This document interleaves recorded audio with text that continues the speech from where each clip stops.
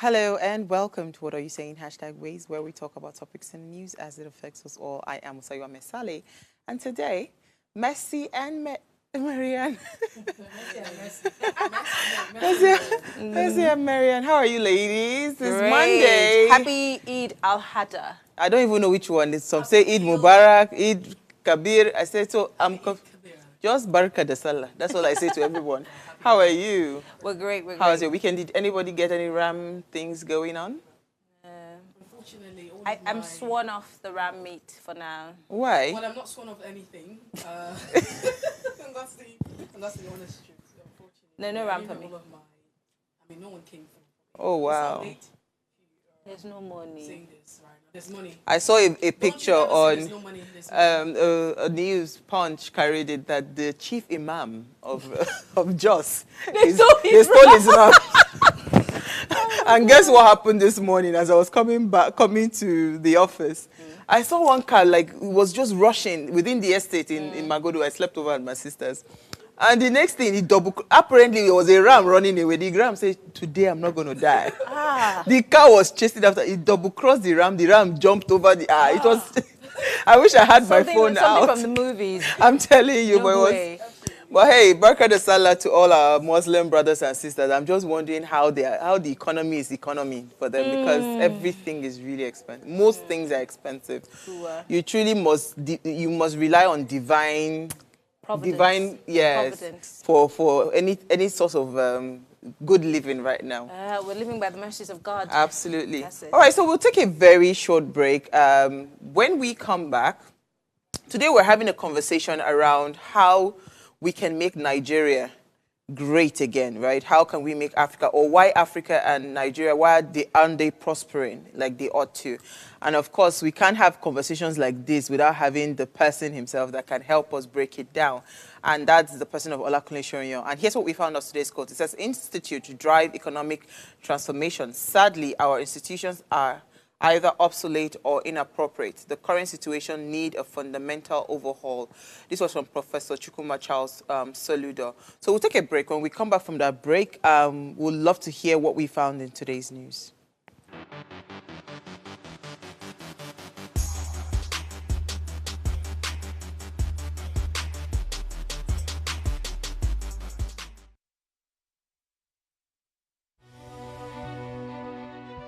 Nigeria, by extension, Africa, is faced with a lot of challenges. With the growing youth population and very little engagement. That is a ticking time bomb. We're blessed people with a diverse culture who have a lot to say.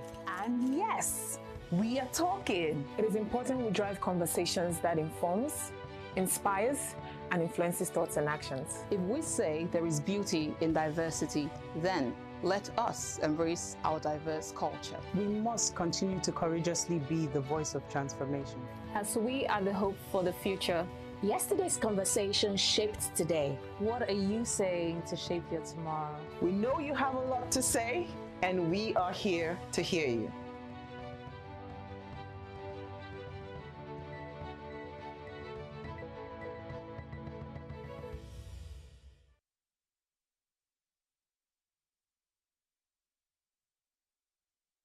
A lot of people don't want to accept that technology is here and technology is here to stay. A lot of people still want to live in their bubble and just like be shielded by that bubble, think that things are just normal and things are going the same way. But every day technology gains penetration and is what we have seen. So I think there's a big resistance to change that we are facing. We have educators that you ask them, come and learn how to use digital tools. And they tell you, if I learn it, what will happen? Will my salary increase? You know, you have schools, you go to schools, okay, we have those training programs for your educators to be able to build their skills, right? And be able to improve learning outcomes in their classrooms as a result of that. And they're like, what will happen if I do that? Would that, increase my bottom line? Will I charge my parents more because I'm doing teacher training, right? So there's a whole lot of, resistance to change, and not just even to the teachers and the schools alone. We're also seeing on the part of the parents as well. We have of course, we have a lot of parents who are very open to technology. They want their kids to start learning coding from age 7 or age 6. They want their children to be involved in STEM classes. But we also have a lot of parents who, the only stories of technology they know are the stories of the harmful part of technology, cyber crime, cyber theft, cyber bullying, and all of this. And that's what they know about technology.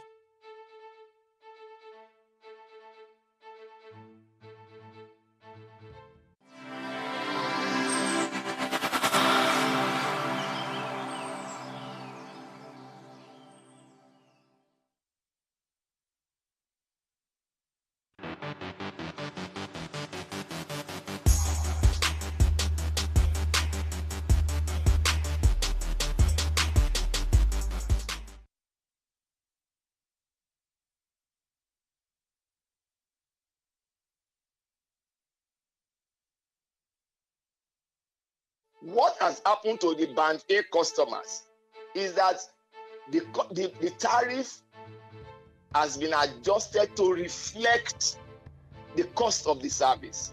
So let's even price the commodity properly.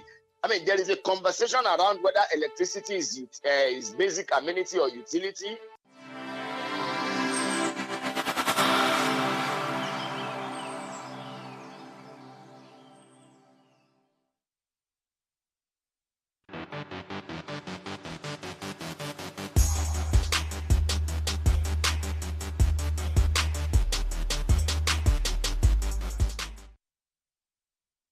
All right, thanks for staying with us. Now, June 17th is observed as World Day to Combat Desertification and Drought. This day was established by the United Nations to raise awareness about the threats of desertification, land degradation and drought, and to promote sustainable land management practices to combat these issues.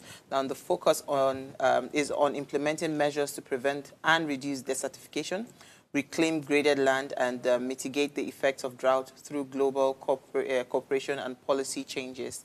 All right, so, hey, today, our legacy, our future, United for Land. That is the theme for this year. Ladies, what did we find in the news quickly? All right, so I go first. Former President Muhammadu Buhari has expressed concern about uncontrolled population growth in the country, warning that it portends trouble for the future. Literally, I'm just wondering why you two are laughing. But this was during a period where he was reflecting on the massive crowd that attended the Eid in Daura. Usually, the president would always be in Daura. The former president expressed, I hope I called him the former president. Yes. The former president expressed concern about the unchecked population expansion, saying that it will bring a lot of troubles to the future generation. And so, therefore, he's asking that there's need for greater discussion and awareness about this problem, as well as the need to invest more in education and the health sector. I think it's a conversation we'll visit some other time for the want of time. Marianne? Commission. Well, what I found in the news is in the Punch newspaper, where President Tinubu has said that what the New York Times published about the economic crisis in the country is false. Well, the presidency has reacted to a report published by the New York Times criticizing the Nigerian economy as facing the worst trajectory in a generation. Special advisor to the president on information and strategy, Bayo Onanuga, responded on Sunday to a report by Ruth McLean and Ismail Awul. According to the presidency, the feature story titled "Nigeria Confronts Its Worst Economic Crisis in a Generation, I beg your pardon, and was published on June 11, reflected the typical predetermined, reductionist, derogatory, denigrating way that foreign media establishments have reported on African countries for decades. That's also a debate for another day. I think this kind of conversation, it would be nice to ask our guest what he thinks. If the government has its heads in the cloud, or they're dodging the realities, or they just want to, hit the West when it's, All right, so my story is actually, I found it quite interesting. A 63-year-old woman. She's from Missouri. Her name is Sandra Hems. She was imprisoned wrongly for murder, and she had spent the last 43 years in prison, only to be freed to say that the woman is actually there are evidence that she was innocent of that crime after 43 years. Now, Helms was convicted in 1985 based on her incriminating statement made while she was a psychiatric patient. It's just so sad that, because I've heard of wrongful imprisonment. Oh, that's I the mean, thing when in America. you go to people, not only even in America, when you go to people who visit prisons often, they'll tell you that there's so much that is going on around, people that are wrongly imprisoned. So this was really sad. In Nigeria, it's and not scary. even about wrongly imprisoned. They just come and do a raid somewhere, pack everybody and put in a cell. And but how do you don't have anybody to call, Absolutely. no lawyers, and then you're even there. You don't even have your day in court. It's a problem. All right, so we have a video from Enough is Enough. I don't know if that video is ready, where we can pull up that video.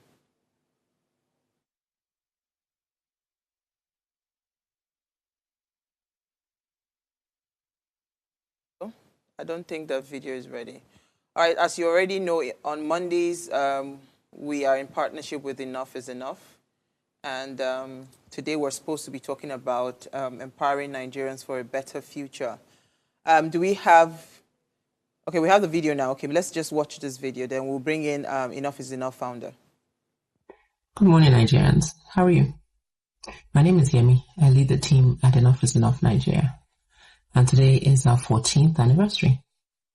So 14 years ago was the Enough is Enough Nigeria protest in Abuja, led by young people.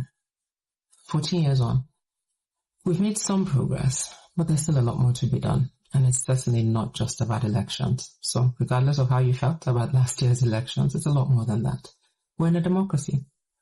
A democracy is a government of the people, for the people, by the people. So it's not just about elections. Elections put people in office, but then the hard work really is holding them accountable after they've come into office. But there's nothing in Nigeria's curriculum that really teaches us that we have power as citizens in a democracy. So at the core of EI's work is a notion of the office of the citizen, so that citizens know that they have power and use that power more importantly. Interesting season, isn't it? If it's not kidnapping of school children in the north, it's our National Assembly members behaving anyhow. And then commissioners deciding that it's in London. They want to have a retreat. So this season, we come with a message of hope. To remind us that we have a shared humanity. We're all Nigerians. As my dear friend Aisha Yusufu would say, no Nigerian is more Nigerian than any other Nigerian. We must own this project Nigeria together. It's not for some people, civil society activists or some people. It's our shared nation. And again, that we have power. But it's one thing to know you have power. It's another to exercise power. So there's individual power, but it's more impactful when it's collective power. And then lastly, we must engage. We can't bury our heads in the sand like ostriches and pretend it's just about me, myself, and I, and nothing is happening. No, we must engage in our communities, engage the people that we've elected into office. So hang in there. Nigeria is certainly worth fighting for. God bless you. All right, I think we have Yemi Adamoleko joining us via Zoom. Thank you so much for joining us this evening. Thank you very much. Can you hear me? Yes, we can hear you loud and clear. All right, so Marianne, for want of time, she will just come in. Hi, Yemi. Happy New Year. Hi, Marianne. I mean, this video is very explanatory, if you ask me, and, very well worded. But what else would you like to say to the average person who's saying, what kind of engagement is going to work? Well, I've been engaging, we've been screaming, they're not doing anything. What might you want to tell that person? Well, I mean, I understand it, let me put it that way. Certainly understand the frustration. When you seem to be talking, you seem to be trying, and nothing is shifting. But I think we have, from the work that we do, we've seen enough success stories of people who are just consistent. And again, because it's not an individual battle. As I said in the video, power is more impactful when it's collective. So if there's something happening in your community, if you're the only one with your voice shouting in the wilderness, then you might not quite get the impact you're looking for. But I think it's much more difficult for people to ignore the voices of a large group of people. And not necessarily large just because numbers, but large sometimes in terms of influence. And that's why, for me, I always say that religious leaders underestimate the power that they have to influence what happens in their community. Because, first of all, you have a large audience listening to you. People hear their religious leaders more than they hear their political leaders. So that's one part of it. And so in that area, you're able to influence how your congregation members think, how they engage, how they feel that they can get something to happen. But also religious leaders can lead. We always talk about people like Bishop Kuka, Cardinal Onaik, and so you have a few individuals who we've seen do the work and engage, but we can do a lot more. Because at the heart of most faiths is a sense of a desire for justice, a heart of love. A lot of faiths have love at the core of them. So if you love people and you want to see justice, why won't you speak up? Okay. So if you had one final thing to say to Nigerians as you have walked through this journey for 14 years, what would that be? And as we wrap up. Well, very simply, I think one, decide if you want things to be different. So because I find it very bit frustrating in the work that we've done that people complain a lot. Get 2 or 3 Nigerians together and we can start talking about challenges. But just decide, do you want to be part of the solution? If not, and you're okay with the status quo, then be fine with it. Be fine with this is what you are going to have. But if what is happening in Nigeria bothers you enough that you think you deserve better, then find people that you can work with to make that a reality. But be honest with yourself. You see that this works for you and it pays you, you have friends in government, you're getting contracts, life is good, or you believe you deserve better, then do something about that. It's not, nobody else is going to do it. We have to decide we want. That's it. Absolutely. Thank you so much, Yemi Adamoleke, for your time this evening. All right, so we'll take a very short break now. When we come back from that break, our guest will join us. Stay with us.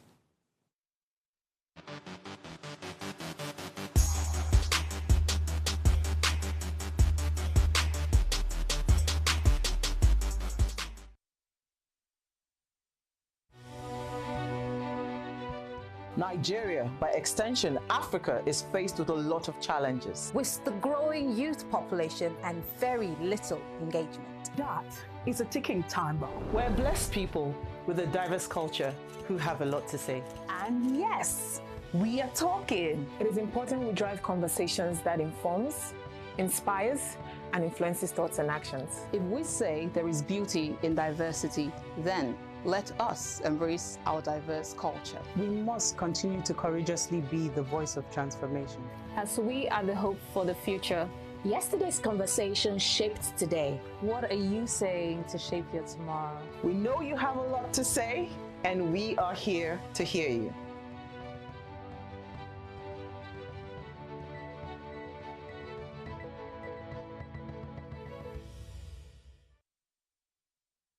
Efficiency in terms of electricity distribution. People should be able to see this power being generated. You know, when you see that power is generated, you won't really complain in payments. However, the hike in price was quite sudden. Yeah, the next clarifications that it only affects about 1.9 million Nigerians, that about 10 million more are still under subsidy. And it begs the question, are they not Nigerians? The so-called 1.9, are they not entitled to some form of subsidy? You know, this should happen in phases, not outright like 200% increase. That is so, will I say, uncalled for. And looking at the fact that subsidy has been removed on petroleum products like a year ago, bringing about this one now makes it difficult for everybody at the same time. Or whether it's a commodity. In the days when we were swimming in petrodollar, 70s, 80s, and things like that, you could think along that line, but not today again. Electricity is a commodity. It has to be sold. So when we get more money from it, we can then develop the power sector to the point where customers will be the ones to say, no, this is the hours of electricity that I want, because that's what I can afford. So if it is nighttime alone, you can enjoy the electricity, all well and good. I mean, most of us travel out of this country and we know that people don't play with their utilities. They pay for it. In Nigeria, we play with our utilities. We not only play with our utilities, we even vandalize. And we want a stable power sector. Where is that done? The fact is, truly, we've never had stable power. It's just like talking about financial literacy. I don't have money, so I should learn about money. Exactly. In the same vein, I don't have lights, and you're talking about me effectively managing lights. When I have power, I'm excited. Exactly. Put everything on. Right. We will all turn Let to there ice be block. light. Let there be Let light. there be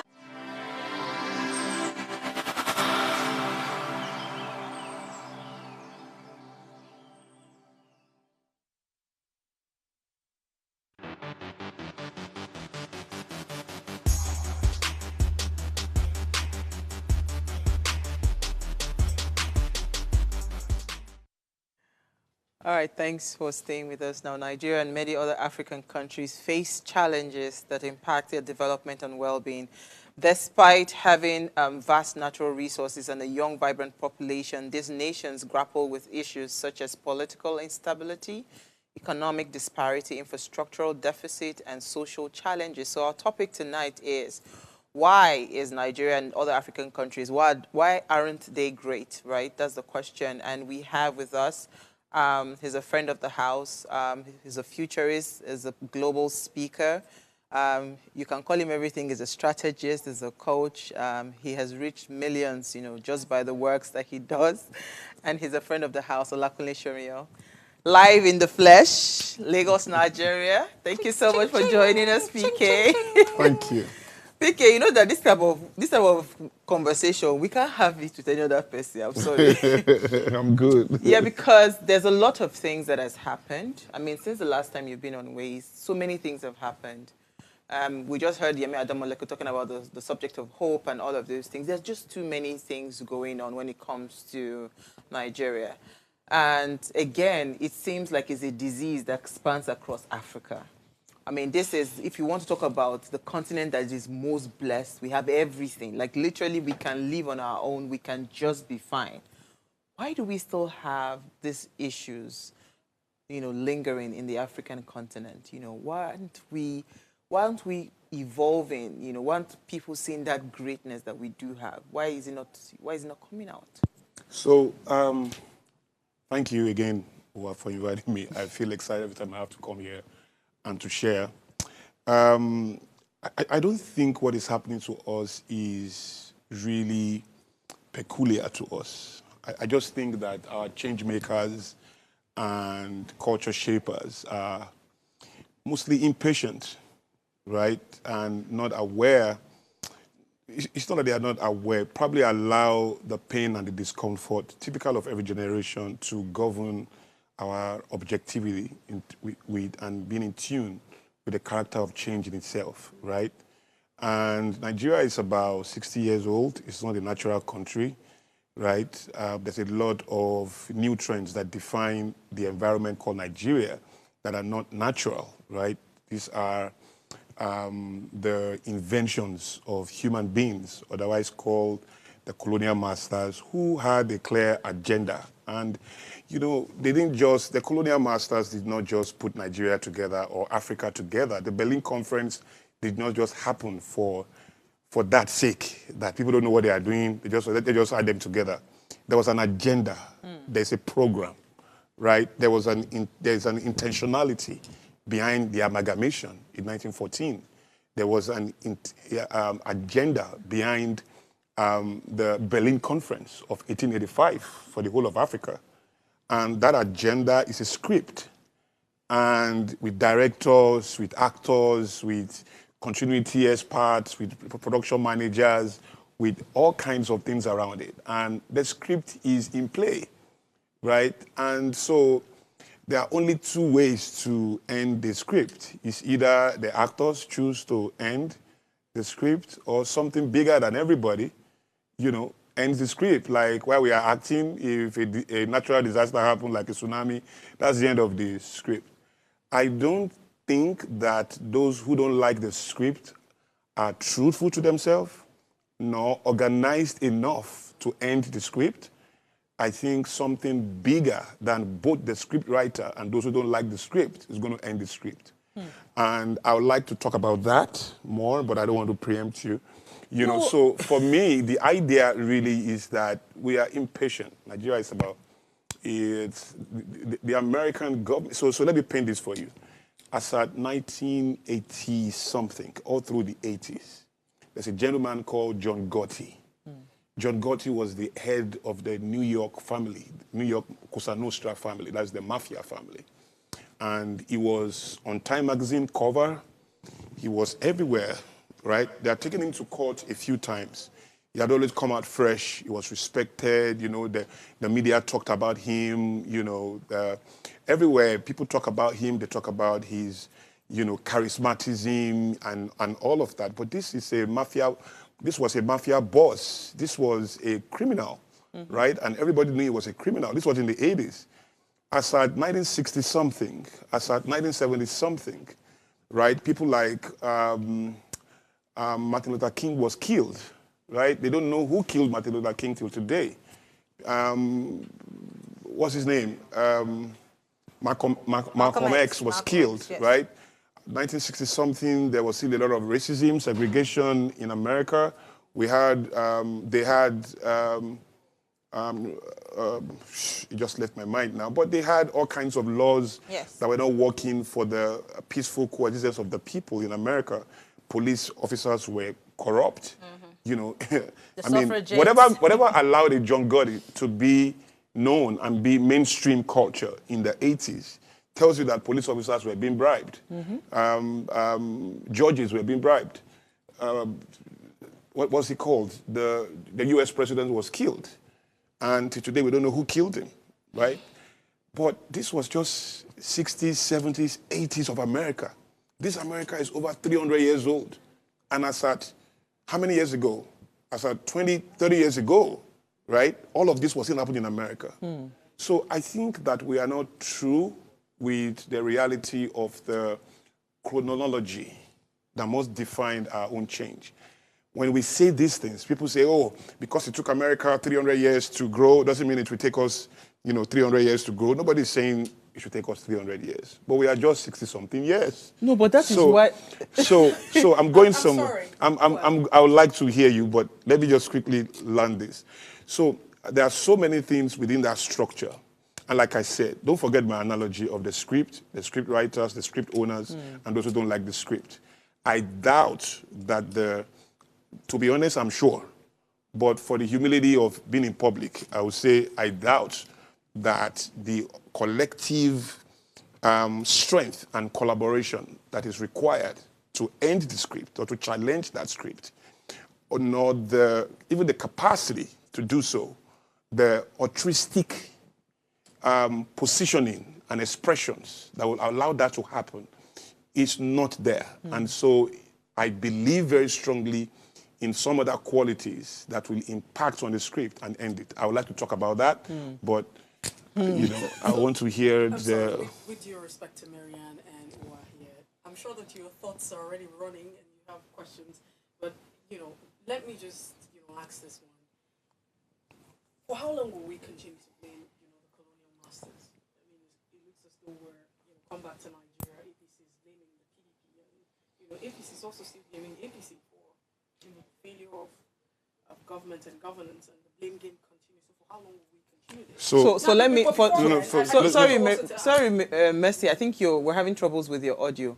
Right. So for the want of repeating what she said, so they can hear, she says, for how long do we blame colonial masters, right? So let's first of all, I did not blame the colonial masters. Neither did I say we should blame the colonial masters. You see, whether you kill me by mistake or you kill me deliberately, I am dead. I'm not going to wake up next week because you mistakenly shot me. Whatever activity that led to that experience, whatever intention led to that experience, I'm dead, right? So it's the same thing. It doesn't matter. We are not blaming the colonial masters. We are saying the colonial master initiated a script. You don't see him here again. For how long? No, you don't understand. So what that means is that a constitution runs Nigeria. You can't ignore that the constitution is in force and say, how long should we be under this constitution? The constitution is in force. If you don't want to be under the constitution, then you go end the constitution. But you are under a constitution. I heard somebody with a big voice in Nigeria who said, he doesn't believe in the Nigerian constitution. He doesn't believe in it. He doesn't, but he was going to challenge an election result under the same constitution and is going to go into court based on the constitution he doesn't believe in. So that is the hypocrisy of being cynical, right? We have to be mature to deal with objective facts.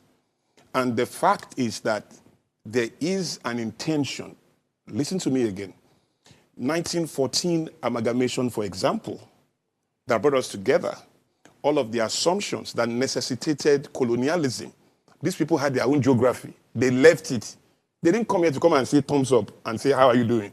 They came here for an agenda. They had a program. There's something they want to achieve. And the script is in play. And it's running. They initiated a script. See, when a script is enforced, what it means, for example, is that I put an app running in your phone.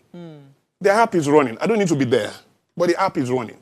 And if you don't want to experience the app again, you have to delete that app. The app. I don't need to be there for the app to run, right? You can chase me out of your house, but if I successfully put a virus on your phone, the virus is running. You can even kill me until you uninstall that the app or delete that virus. The virus is running. You are going to continue to have the experience of whether I installed it, whether I'm there or not. Absolutely. So we are not blaming the colonial. We are saying a program is in force. There is a virus running. There is an intention running. And it has to be understood. It has to be uninstalled. It has to be deleted. And I'm saying that the kind of collective wisdom, strength, the quality that will challenge that, we don't have I'm here to say it. We don't have Neither, and I believe, like I said, there are only two ways to end that. I want to hear that ending. But let me come to Before we Maria. get to the two ways, because if I listened very, carefully, because I wanted to pick, the operating word, which is the foundations. You're saying the foundations are shattered. Yes. And, let me be the pastor now. If the foundations be bad, faulty, what can the righteous do? How do we start amending the foundation? And you talked about the Constitution. We've had so many constitutional amendments back and forth, and half the time they're for personal interest and not about we the people. So how do we go about it? Because you've also said we don't have the people. So how do we manufacture You see, the collective ignorance in Nigeria is legendary, underestimated. People don't know, right? You see, it doesn't matter how determined you are. A billion fools coming together sincerely to take an action will take a foolish action. It doesn't matter how many they are or how they feel, how much they hate. Determination is not a strategy. Neither is anger, right? People have to learn to subject their feelings to reasoning and allow those reasoning to be guided by truth before they move to action. There's a lot of movement going on in Nigeria, but 99.9% of the time, it's a movement of emotion to action. The reasoning and truth is missing within the gap. And no strategy. Now, when you have a critical mass that are terribly ignorant, fearful, and opaque, because you see, you have to understand the character of the Nigerian. He is extremely hopeful. Extremely hopeful. Now, anything you are willing to tolerate will never change. Never. It doesn't matter who is speaking for it or speaking against it. The Nigerian has at its core, I don't know where we found it from, that's one of the few things we have in common. We are extremely a hopeful people, right? It means that no matter how bad our condition is, somehow we are able to produce some form of tolerance. That doesn't change it, but allows us to live with it, right? And as it goes higher, our hope kind of innovates and pivots to that level, and just accommodate that experience, right? So you have that on in a block. Right, but the other thing is, apart from the ignorance, the understanding to be able to create a model of change and understand the type of system, but most importantly, the human capital assets that can deliver that change. So I believe in another type of change, which is sure. Now, change will happen anywhere. I don't care if it's America or it's Nigeria. I don't care if it's in Microsoft or in Oando or anywhere in the world. Change will happen because of two things. It's either it happens because human beings decide to change, to make that change, or something existential, something almost natural, something almost unplanned for, an unplanned interruption comes in to overwhelm everybody.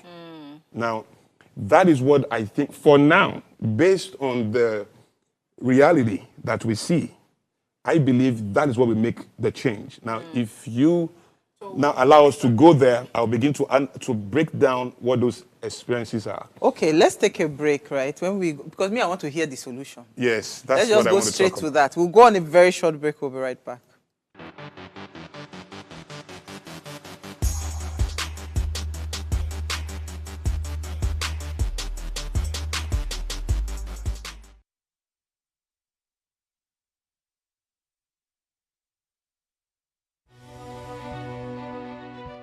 Nigeria, by extension, Africa, is faced with a lot of challenges. With the growing youth population and very little engagement. That is a ticking time bomb. We're blessed people with a diverse culture who have a lot to say.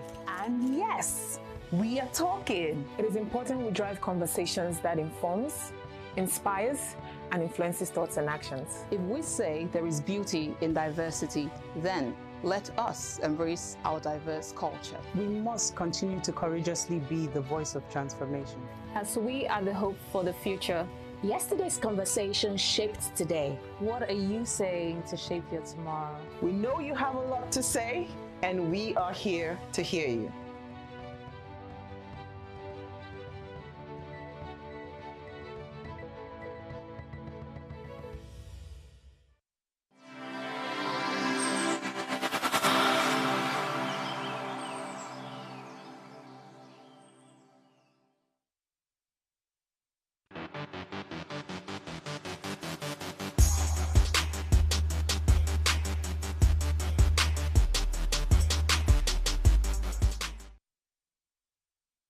Hi, thanks for staying with us. Now, if you just tuned in, we're having a conversation as to why Africa and Nigeria aren't so great. And we have with us Olakunle Shoriyan. Remember, you can join this conversation. Send us an SMS or WhatsApp to 081-803-4663. You can also call us on 070-2500-7749. All right, PK, solution, Biko. Yes. You said there are only two things we can do. So Yes. either a natural, what if the natural disaster does not happen? It will happen. No, so well, something, Like a tsunami, a lower something like resolution of that, but more tolerable, something we can live in. So part of it is that this one is sure. This change is going to happen. The first one, because it is tied to human beings that are always building tolerance for rubbish. And the irrationality of the human condition, the level of clarity, the ignorance or awareness of the human condition, the sense of fear and anxiety, opaqueness, can impact on that. So it may never come intentionally. But some things come unintentionally. You don't need to have a plan to kill. But if somebody walks into your room, kills the next person sitting by you, kills the other person next to you, it's about to kill you, and it's gone, fell out of his hand, and came to your leg. Killer instincts. You won't pick the gun and say, praise the Lord. You are probably going to shoot, right? And you're not even going to aim because you're not a trained shooter. You're just going to shoot as much as you can to save yourself. So I think that there is something called necessity. And if we get there, we will act. Now, this action, most people interpret that to mean violence. They call for some type of revolution and all of that. But that is not going to help as well. Nations have gone to war for the right reasons and are not able to recover economically or socio-economically, right, from that war. They won justice. They failed essence. Because at times, the cost of war is by far superior to the spoil of war. When you look at the outcome of war, you have to ask whether it is necessary to fight it in the first place. So wisdom requires that you find another way to get your results without necessarily embracing that cost of war. Okay. So the second one, though, are quite a few. The first one is that whether we like it or not, death happens. Okay. And death happens individually to people. And a lot of them are in the departure lounge. Death also happens generationally. So whether we like it or not, anyone between most of the key actors in Nigeria, between age 70 and 80 and above, in another 20 years. Remember I spoke about patience? You see, patience is a force that ensures that deception or truth reveal itself. And patience is also a force that introduces today to its next. So whether we like it or not, today we go, and tomorrow we come. And these are, whether we like it or not, new trends within the human experience that will occur. Everybody will die. A new generation will come in play. Now, some people say, oh, if everybody died, because in 10 years, if you are 10, if you are 70, you'll be 80. If you are 80, you'll be 90. How many 90-year-olds do you know? So a lot of people are going to go in the next 20 years. A lot of people we are seeing today, we're not going to see them again in the next 20 years, whether we like it or not, just because of the blessing of wear and tear. They are now at the departure lounge of life. They will take the flight, whether they like it or not. Right? The best human beings have taken the flight. The Queen of England, with all the resources of Great Britain, had to take the flight. Everybody will take the flight. Now, people then say, well, they will have trained their proteges, and their proteges will take over. That would have been true if we are measuring this 100 years ago. That would have been true 50 years ago even, except that there are some new ideas that we are experiencing, which is the emergence of a new generation. Two generations are emerging pretty much at the same time, Gen Z and Gen Alpha. The oldest Gen Z is about 27 or so, or 28 or thereabout.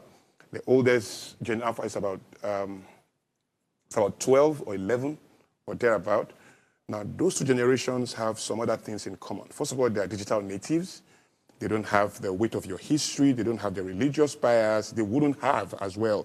They wouldn't have the tribal sentiments that you most have, of us carry. that most of us carry. Absolutely. Again, a lot of the elites of that time, if you look at the last 30 years, 8 out of 10 upper middle class in Nigeria have given birth either in America or in some first world country.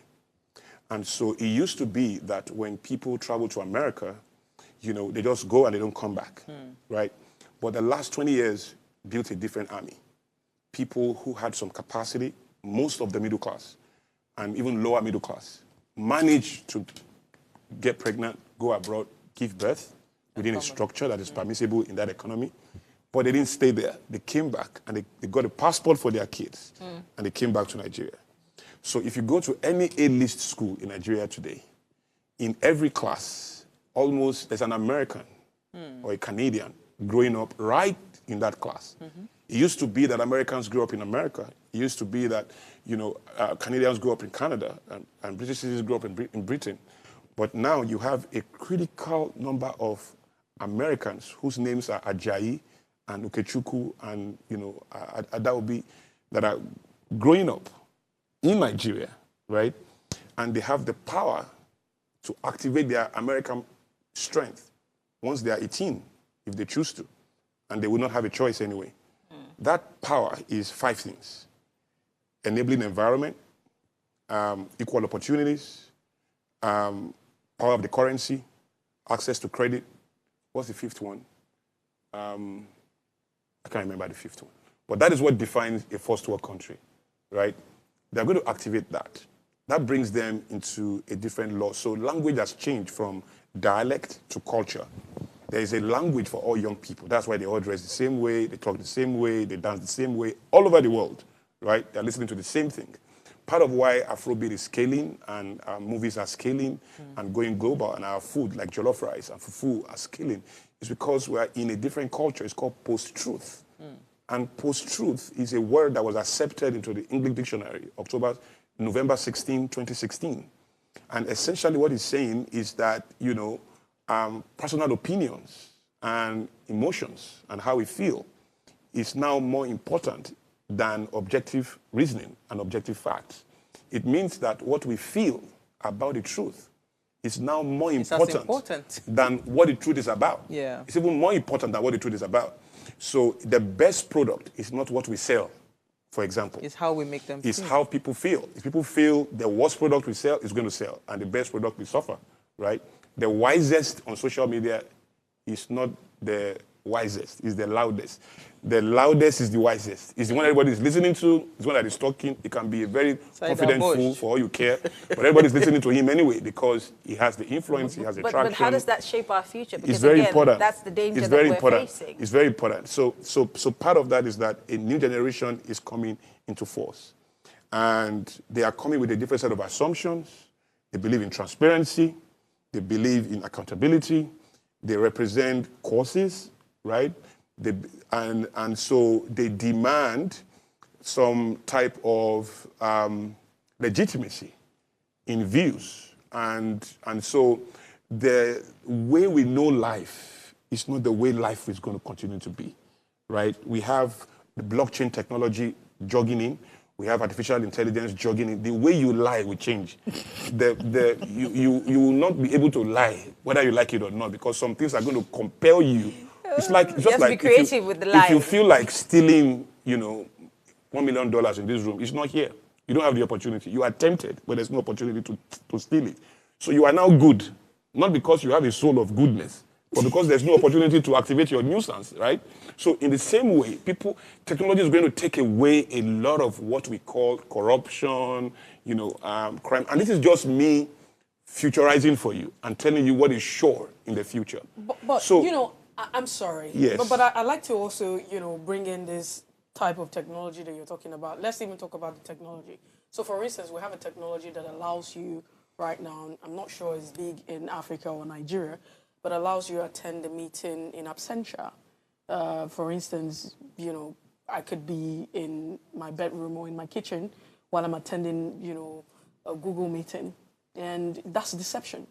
So what exactly, are we looking at if we're talking about this generation? Are we sure that we're not heading towards danger? Because we already can see precedents. We see the action, we see the behavior. It's nothing close to... I wouldn't want it to call that deception. So how do you explain? Makeup is deception. If you want to... Why tell you... Okay, can I tell you that makeup is not deception? Yeah. Makeup enhances your features. That's what it does. That's what the technology allows me to do. So that technology that allows you to attend the meeting in absentia. So you literally, there's this technology right now. I'm part of the team that's, going to be spearheading that in Lagos, where Davido can actually be performing right here, but he is in Atlanta. That's good. That's deception. That makes it more effective. Is, now, when you bring it to the office space, literally, as soon as you're able to compute, given some programming and what have you, it could literally just make, I still don't understand why Messi is not seeing the opportunity here. So let him break it down. So on the other hand, this is what I'm looking at. So for instance, I'm just saying, if we're supposed to be in a meeting, and then I am, using this technology to be in this meeting, right? And right there, you guys could actually see me. I could be responding and acting. But I'm literally... Maybe I'm just be at your son's inter-house sports, which is good. Else. Let him answer. It's multitasking. So whether we like it or not, there's something called parallel universes. It's the idea that you can be, and it's a scientific theory, that you can function in multiple universes doing different things at the same time, right? So what that technology is that it empowers your duality as a human being. It aligns with your spirit because your body is limited, right? But it allows you to be a good mom at a PTA and allows you to be a professional on screen at the same time. It allows you to then take a keynote speech at the next conference for people who need you. So though you are physically in one place, you are manifesting in 3 different spaces, and all of them are grateful to receive your contribution and your thoughts in that moment, right? That is what we should not call deception. That is actually enhancement, just like makeup is. I am for makeup. I'm not saying makeup. No. So this is what I'm saying. I'm not saying makeup is deceptive. I'm just saying that just because you distort the facts does not make it deceptive. For example, so let me help you. Let me even help you more. Let me help you more. Oh, no, hold on. If armed robbers walk into your room, and you are hiding in a corner, and you know that where you are hiding, 200 years, nobody can find you. You know it. And they are calling your name. Come out. We know you are here. Come out. If you want to be true and let all men be liars, you should come out and say, I'm here. Well, God help you in that moment. No, hold on. If you stay in that roof and you are not coming out, you are distorting the fact that you are in the room. In other words, you are lying to the armed robbers that you are not in the room because you are in the room. So if you take distortion literally as you want to take it, you should not hide there. You have to come out and say, I'm here. So there is deception in itself is a component in the human condition that has to elevate depending on peculiar experiences. So in other sense, there are literally things that people do because it brings us back to the values. It brings us back to the, to the structure and the values and the things that people do, especially our lawmakers. There's justification for every action. And so it continues. I feel it would be endless. No. You are saying that different. That's like, just because armed robbers wear trainers, then everybody wearing trainers is an armed robber. Just because people use guns doesn't mean everybody using guns. You have to eat food. You need meat. Somebody has to kill the animals to bring you meat. So we should not confuse the fact. It's the human fact that even in great, good people, the potential for evil on a grand scale exists. Even in the best of intentions, a pen, this phone was made for you to produce. If I get you in private and I hit you with this phone, I can kill you. This phone is not the problem. It is the human being behind this phone that is the problem, right? So we can't look at every situation and judge it by, even in court, if you catch me killing somebody now, the court wants to know if it was murder, if it was self-defense, if it was, they saw me doing it, but they still want to check the motive behind it. So I don't want us to deviate from the conversation. Because we're almost out of time. I want us to stay on solutions and strategies. Because again, whether we like it or not, we're millennials and our time is up. I mean, no, you don't understand what I mean. I mean that the world is going forward and faster than we've ever known it to be. We were not born with and it's good iPhones for us. And all of that. So for us to be able to play catch up, because whether we like it or not, we have to also help these guys, even though they think differently, but we need to align. So how do we make sure that all hands are on deck? How do we embrace what's coming in the future to shape it in a way that would benefit us? Yes, and so for me, I have to say that I don't have too much confidence in the immediate changes that can happen to transform Africa. I think that the deep in the soul, there's solical strength that needs to lead that change is not there. This generation is corrupt on many levels, mine and yours. And so there's so much that we will wish we can do, we're not going to be able to do. The next generation and the change that will come, and that change is more cultural change and generational shift that we're going to experience. You see, the beauty about cultural change and generational shift is it gives instructions to entrepreneurs and innovators as to how to position, because they study the market. In other words, they study what is prevailing to design products and services. I've always believed that governments of the day, the entrepreneurs in it, the innovators in it, and the non-profits in it are the ones who determine the experiences of a nation. Every nation, whether it's America or it's Nigeria or it's Congo, are all shaped by 4 key people: the government of the day, the entrepreneurs of the day, the innovators of the day, and the non-profits of the day. In Nigeria, the entrepreneurs, the innovators, and the non-profits are waiting for the government to take action. In America, the government takes action based on the activity of the non-profits, the innovators, and the entrepreneurs. You see, the next generation, though, whether they like it or not, are being dumped into a type of life they did not apply to be in. They're going to find themselves in it. The government of the day, because it also has one instrument that we don't understand yet, which is political equity, right? He's going to have to get some equity for himself, right? And he's going to have to look at what do people want, right? What we want in this generation is what is determining the behavior of our politicians, whether we accept it or not. Now, people can punch me for this, but I always say it, when the student is ready, the teacher will show up. We just mount crisis. In Nigeria, we like to talk about problems all day. And so the solution that I see is that we need to begin to understand the future more and teach the next generation how to position for that future. What I would land this on because of time is whether we like it or not, there's no quick fix in Nigeria. Now, by this, I don't judge those who are taking immediate affirmative action. I don't judge them. We need EIE, we need all the organizations, we need everybody out there, we need everybody fighting, and and all of that should be going on to create the restlessness that we determine the observation of the next generation and yes. how they focus, right? Yeah. But whether we like it or not, the predominant behavior of the next generation, two generations, Gen Z and Gen Alpha, is going to shift their all of the indices that is determining how decisions are made, and entrepreneurs, non-profits, innovators, and the government will have no choice but to begin to legislate and create products and services in line with that. And so in the next 30 years, I always say that the future is 30. In 30 years, we're going to begin to see some interesting dynamic. We don't have time to begin to break down advancement in sciences, in technology, and all of what is happening in the health space.